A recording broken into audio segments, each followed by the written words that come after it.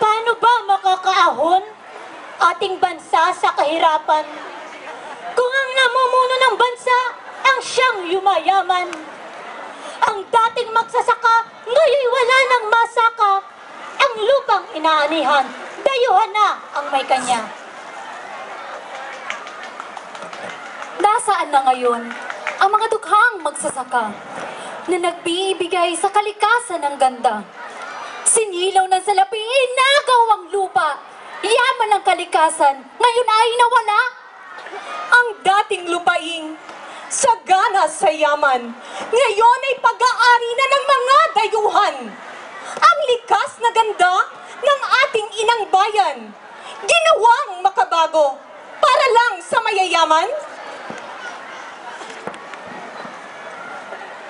Ito ang realidad at ang katotohanan ng inang bayan na ating sinilangan. Wala nang magsasaka, wala nang likas na ganda. Paano na ang buhay ng mga pobre magsasaka? Ay sipag at tiyaga. Pinupuri tayo bilang dakilang manggagawa. Tinataguri ang bayani ng ating bansa. Bagaman at dayuhan, sa bansang Espanya, hindi nalilimutan inang bayang sinta.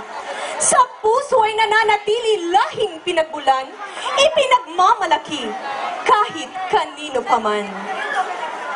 Sa loob ng panahon na dito tayo'y namalagi, Pilipinas pa rin ang bansang itinatangi. Labag man sa kalooban, dito tayo namamalagi. Pagkat ayaw balikan, kahirapang hindi mawari.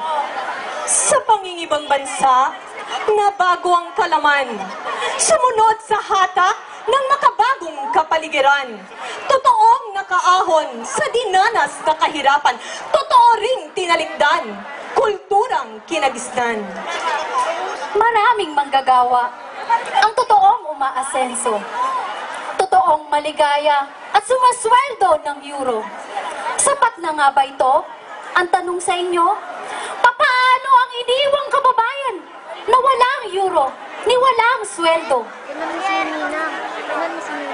Bago'y pagpatuloy ang paglingon sa nakaraan, balik tanaw sa mahal kong inang bayan ang paksang pinagtutuunan. Totoo nga bang lumilingon sa bansang iniwan? Totoo nga bang pinahalagahan iniwang kababayan?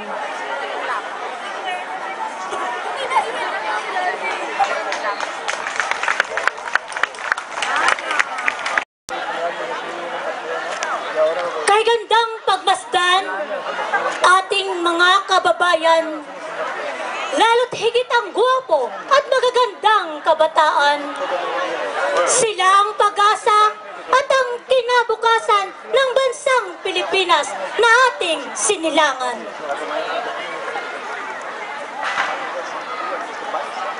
Ang boses ng kabataan, ang pag-asa ng bayan.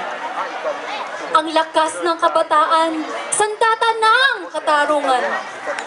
Ang talino ng kabataan, daan sa kaunlaran.